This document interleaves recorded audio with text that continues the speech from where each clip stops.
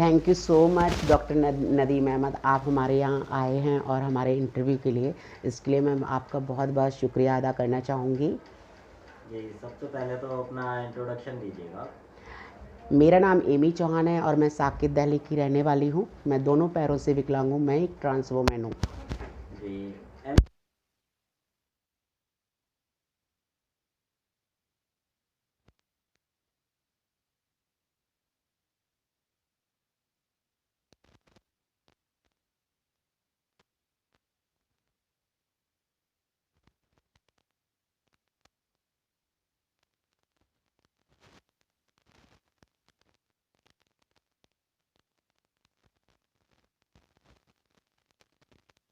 Support कोई नहीं था, तो मुझे फाइनेंशियल सपोर्ट भी नहीं मिल पा रहा था। इसके लिए मुझे गुरुद्वारा, मस्जिद, मंदिर, हर जगह मुझे मतलब भीख मांगनी पड़ी। उसके बाद मैंने अपनी पढ़ाई को कंटिन्यू किया। जी, कहाँ तक एजुकेशन की है आपने? एजुकेशन की बात की जाए तो मैंने मास्टर 1 ईयर का कोर्स किया हुआ है एमए साइकोलॉजी से। सेकेंड ईयर का मैं एग्ज़ाम नहीं दे पाई, तो आप कह सकते हैं कि मैं ग्रेजुएट हूँ। साइकोलॉजी से बीए किया हुआ है कानपुर यूनिवर्सिटी से, और हमारा जो कॉलेज था वो कानपुर का नंबर 1 कॉलेज था, पीपीएन पीजी कॉलेज, जहाँ से मैंने ग्रेजुएशन किया हुआ है। अच्छा, बचपन से लेके अब तक जो स्ट्रगल आपने किया है वो हम लोगों ने भी देखा है, उसी से प्रेरणा लेके मैं आपके पास इंटरव्यू के लिए आया हूँ। ये बचपन से कुछ ऐसी घटना हुई हो जो आपको माइंड करती हो और ये कहती हो मुझे यही करना है, इस तरह की कोई घटना? जी बिल्कुल, मैं आपको बताना चाहूँगी कि जैसे कि बचपन से जो अभी तक का मेरा जो ज़िंदगी जीने का जो सफ़र रहा है वो मेरा बहुत ही संघर्ष भरा था, बहुत ही मुश्किलों से गुज़र रहा था। जैसे कि मेरा एक फाइनेंशियल बैकग्राउंड नहीं था, मेरे पापा नहीं थे, मम्मी मेरी विडो थी, तो उनको उतना मतलब अर्निंग कोई सोर्स नहीं था। तो इसके लिए मुझे अपनी एजुकेशन को कंटिन्यू करने के लिए मुझे भीख मांगना पड़ा था। तो मैंने भीख मांगा, फिर उसके बाद में जब मैं भीख मांग के मैंने 10th किया, उसके बाद 12th किया, फिर उसके बाद मैं ग्रेजुएशन किया। उसके बाद फिर ग्रेजुएशन करते करते मुझे एक डांस कंपटीशन का ऑफ़र मिला तो एडमास इंस्टीट्यूट से। तो वहाँ पे मैंने प्रोडक्शन हाउस में मैंने काफ़ी टाइम तक काम किया उनके साथ। तो डांस में परफॉर्मेंस दिया और जो एड फिल्में होती हैं वो मैंने की हैं इंडिया अपने सिटी लेवल पे। तो वहाँ का एक सीरियल था प्यार है तो कह दो यस, जो कि बंद हो चुका है, उसमें भी मैंने काम किया था, लीड रोल था हमारा। तो और जैसे कि आपको पता है कि बचपन से मेरी जो फीलिंग थी वो एक लड़कियों वाली फीलिंग थी, जिसके लिए लोग नहीं समझ पाते हैं। इंडिया के लोगों की उतनी अच्छी मेंटेलिटी नहीं है जो समझ पाएँ वो और हमारी उन चीज़ों को स्वीकार कर सकें। तो उसके लिए मुझे बहुत ही ज़्यादा मेरे को मेहनत करनी पड़ी है समाज में अपनी छवि बनाने के लिए और समाज में लोगों को पहचान दिलाने के लिए। तो मैंने बहुत सारी कड़ी मेहनत की है। मैं 2007 में दिल्ली आई थी। तो मैं एक प्रोडक्शन हाउस था रोहिणी में, सूर्या प्रोडक्शन हाउस और पल्लवी प्रोडक्शन हाउस, उनके यहाँ मैंने ऑडिशन दिया था। मैं वहाँ पे सिलेक्ट हो गई थी लीड रोल के लिए। लेकिन बट वही है कि आपको भी पता है कि जैसे कि थिएटर लाइन एक ऐसी इंडस्ट्री है जहाँ पे आपको हर चीज़ में कंप्रोमाइज़ करना पड़ता है, जो कि मैं उस समय मुझे नहीं पता था कि कंप्रोमाइज़ क्या चीज़ होती है। जी। तो मैंने उस समय वो चीज़ ड्रॉप आउट की और मैंने न्यूज़ में देखा एक जगह इंटरव्यू चल रहे थे, तो मैं वहाँ पे इंटरव्यू देने गई। तो वोडाफ़ोन का सेलिंग का प्रोसेस था जहाँ पे मैंने काम किया 1 साल तक। उसके बाद मैंने 3000 में काम किया था वहाँ पे, 3000 रुपये सैलरी थी हमारी। उसके बाद मैंने एजिस बीपीओ में काम किया, इंटरनेशनल था, तो वहाँ पे मेरी 6500 सैलरी थी, 1 साल काम किया। उसके बाद में मेरे दरवाजे खुलते गए। तो एक कह सकते हैं कि लड़की का रूप था, फीलिंग्स लड़कियों वाली थी, तो ऑफिस के लोग मतलब उतना रिस्पेक्ट नहीं दे पाते थे जितनी मुझे एक्सपेक्टेशन थी, वो नहीं मिल पाता था। लेकिन फिर भी मैंने जेनपेक्ट जैसी कंपनी में काम किया, 9 महीने काम किया। फिर उसके बाद में अपॉर्चुनिटी बैंक ऑफ अमेरिका में मिली अकाउंट ओपनिंग प्रोसेस में, वहाँ पे मैंने 4 साल काम किया एज ए टीम मेंबर। फिर उसके बाद में टाटा कंसल्टेंसी के साथ मुझे बहुत अच्छा ऑफ़र मिला, वहाँ पे काम किया मैंने 3 साल। फिर उसके बाद में फिर मैंने अपनी हार्मोन्स थेरेपी स्टार्ट की। जो हार्मोन्स थेरेपी जब स्टार्ट की तो हमारी बॉडी में चेंजेस आने लगे। जब हमारी बॉडी में चेंजेस आने लगे तो हमारी कंपनीज़ के लोग और हमारे जो कलीग्स थे वही कहने लगे कि यार तेरे अंदर चेंजेस क्यों आ रहे हैं। तो चेंजेस आने के बाद मुझे और ज़्यादा इश्यूज़ फेस होने लगे। लोग मुझे कभी कोई मीठा बोल देता था, कभी कोई कुछ बोलता था, कभी कुछ बहुत सारे कमेंट लोग करते थे, लेकिन मैंने उन कमेंटों को इग्नोर किया और मैं लाइफ में आगे बढ़ती रही। फिर मैंने बीच में ड्रॉप आउट किया, मुझे जॉब नहीं मिली क्योंकि बॉडी में चेंजेस ज़्यादा हो गए थे, तो मुझे हार्मोन्स की वजह से मेरे को जॉब ना मिली। फिर मैंने गलत लाइन में घुसना पड़ गया, मैं क्लबिंग करने लगी। फिर मैंने सेक्स वर्किंग का काम किया, प्रोस्टिट्यूशन किया 1 साल। उसके बाद मैंने सेविंग की, फिर उसके बाद मैं चंडीगढ़ चली गई। तो वहाँ पे चंडीगढ़ में जाके क्या है कि चंडीगढ़ में आपको पता है एक ऐसा सिटी है जहाँ पे एक ट्रांसजेंडर को बहुत ज़्यादा इज्जत और सम्मान मिलता है, जो वहाँ पे भगवान का रूप दिया जाता है। वहाँ के लोग महंत बोलते हैं, जो किन्नर सोसाइटी के लोग होते हैं उनको महंत बोलते हैं। तो मैं एक ट्रांस वूमेन थी, वहाँ पे मेरे को बहुत इज्जत और सम्मान मिला। और मैंने एक कंपनी में करके कंपनी थी कनेक्ट सॉल्यूशन, वहाँ पे इंटरव्यू दिया। तो एयरटेल का प्रोसेस था, तो डोमेस्टिक था, वॉइस प्रोसेस था, वहाँ पे क्वालिटी एनालिस्ट काम किया। वहाँ पे आइडेंटिटी के साथ मैंने काम किया, उनको खुल के बताया कि मैं एक ट्रांस वूमेन हूँ और मुझे जॉब चाहिए। तो इंटरव्यू में सिलेक्ट हुई, उन्होंने मुझे जॉब दी। फिर उसके बाद मैं गई थी एक वुमेन्स एम्पावरमेंट के सेमिनार में। तो जब वुमेन्स एम्पावरमेंट का सेमिनार था, वहाँ पे मैंने वुमेन्स एम्पावरमेंट का मैंने सर्टिफिकेट मिला मुझे, वहाँ पे अवार्ड जीता। और कुछ चीज़ें होती हैं कि जो इन लोगों को नहीं अवेयरनेस होता है, कि उनको नहीं पता होता है कि ट्रांस वुमेन एग्जैक्टली होता है क्या है, तो उनको अपने बारे में खुल के बताया कि मैं पहले एक पैदा हुई लड़का की बॉडी में, लेकिन हमारी जो फीलिंग्स थी वो अंदर इंटरनली फीलिंग्स हमारी लड़के वाली थी, तो जिसको मैंने कन्वर्ट किया फीमेल में। तो अब मैं एक ट्रांस वुमेन हूँ।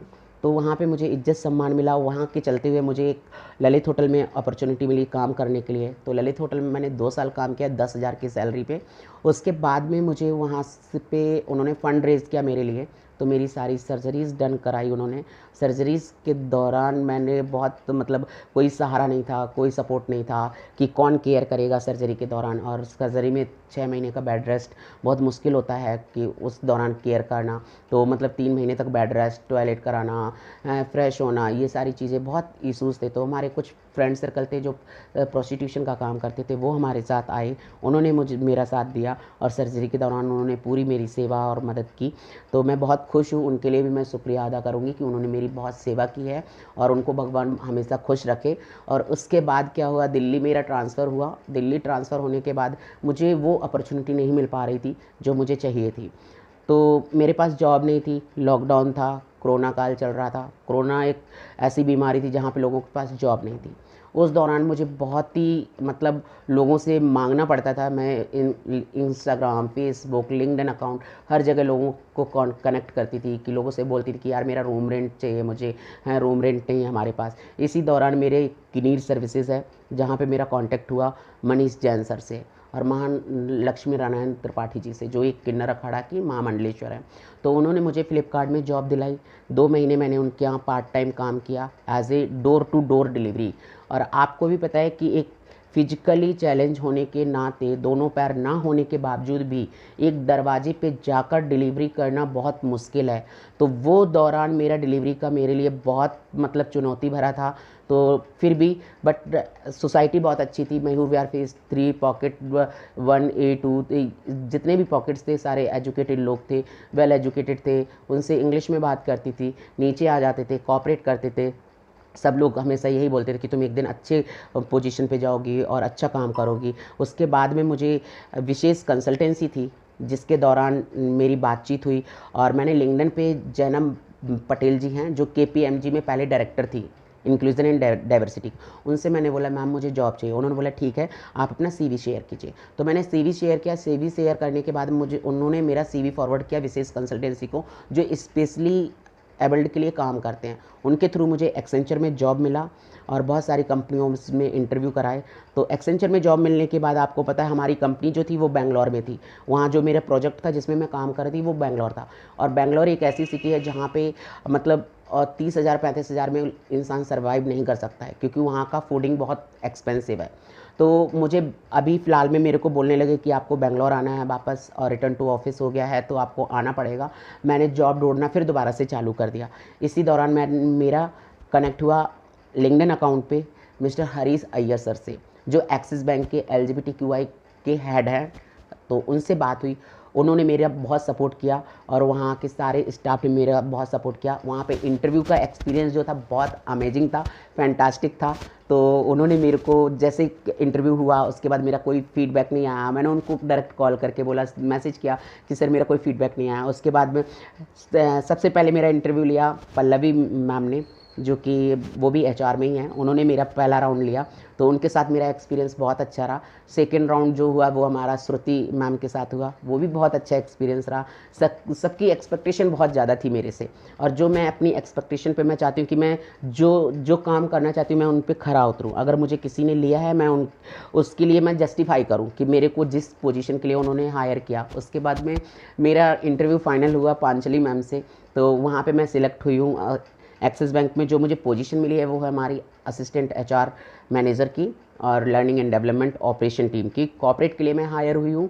मैं बहुत ही खुश हूँ कि मुझे एक्सिस बैंक ने इतनी अच्छी अपॉर्चुनिटी दी है और मुझे प्रूफ करने का मौका दिया है कि मैं लोगों के सामने और दुनिया के सामने अपने आप को प्रूफ करें, ताकि बहुत सारे ट्रांस वुमेन ऐसे लोग हैं जो जॉब नहीं कर पा रहे हैं और उनके लिए मैं काम करूं, और जो बहुत सारे ऐसे फिजिकली चैलेंज हैं जो रोड पे भीख मांगते हैं, जिनको हिम्मत देने का कोई सहारा नहीं होता है, जिनको रास्ता दिखाने के लिए कोई गाइडेंस नहीं मिलती है, तो मैं उनके लिए भी काम करना चाहूँगी। तो एक्सिस बैंक ने मुझे इतनी अच्छी अपॉर्चुनिटी दी, मैं उनके लिए बहुत ज़्यादा धन्यवाद कहना चाहूँगी कि मेरी 21 तारीख को ज्वाइनिंग हो चुकी है। फाइनली मैं वेट कर रही हूँ लैपटॉप का। लैपटॉप आएगा तो फिर मैं अपना वर्क स्टार्ट कर दूँगी, ट्रेनिंग हमारी चालू हो जाएगी। तो ये हमारा सफ़र है ज़िंदगी का, अभी शुरू से लेके अभी तक का। लेकिन बट वही है ना, सेक्स चेंज के बाद बहुत सारे स्ट्रगल लाइफ में फेस करने पड़ते, क्योंकि हमारे इंडिया के लोगों की उतनी अच्छी मेंटेलिटी नहीं होती। तो हमें इंडिया के लोगों की मेंटेलिटी को चेंज करना है कि एक औरत ही काम नहीं कर सकती, एक आदमी ही काम नहीं कर सकता। ट्रांस वुमेन के अंदर भी टैलेंट है, उनके टैलेंट को पहचानने की सिर्फ ज़रूरत है, वो भी काम कर सकते हैं। हर कोई इंसान पेट से सीख के नहीं आता है, आप उनको सिखाएंगे ज़रूर वो आगे बढ़ जाएंगे, लेकिन हमें सिर्फ मार्गदर्शन का रास्ता चाहिए होता, कोई हमें रास्ता दिखाने वाला हो, बाकी तो इंसान आगे बढ़ जाएगा। हमारे अंदर लगन है, हिम्मत है, साहस है, तो आज मैं यहाँ तक हूँ। तो मैं यही गुजारिश करूँगी सभी से कि लोग क्या कहते हैं, पी न्यूज़ चैनल को देखते रहें और इसी को सब्सक्राइब करें और मेरे से मोटिवेशनल लें और मेरे से देख के कुछ अपनी ज़िंदगी को आगे जीने का मौका लें। जी एमी जी, हमारी शुभकामनाएं आपके साथ हैं, आप ऐसे ही सक्सेस होती रहें। पी न्यूज़ की पूरी टीम आपके साथ है हमेशा, जहाँ भी ज़रूरत होगी पी न्यूज़ टीम आपके साथ खड़ी मिलेगी। बहुत बहुत शुक्रिया डॉक्टर नदीम अहमद जी आपका कि आप हमारे घर आए हैं और हमारा इंटरव्यू लिया है। तो मैं इसके लिए बहुत बहुत शुक्रगुजार हूँ आपका कि आपने मुझे मौका दिया है इस प्लेटफॉर्म पे अपने आप को प्रूफ करने का। तो मैं ज़रूर आप जस्टिफाई करूँगी इस चीज़ को और अपने काम के साथ। Thank you so much ma'am. Welcome sir.